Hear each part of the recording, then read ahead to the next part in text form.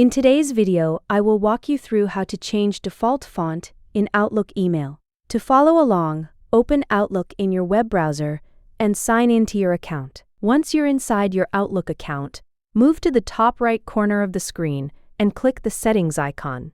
This is the small gear-shaped icon near the upper section of the page. When the Settings panel opens, look for the Mail option and select it.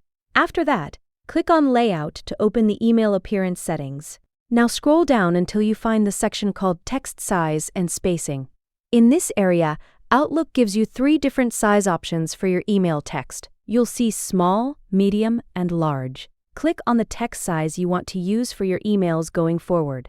As soon as you select one of the options, Outlook automatically applies the change right away, so there's no Save button you need to press. If the text looks too small or too large later on, you can always come back to the same section and choose a different size that feels more comfortable for reading and writing emails. And that's how to change the default font size in Outlook email. Thank you for watching the video.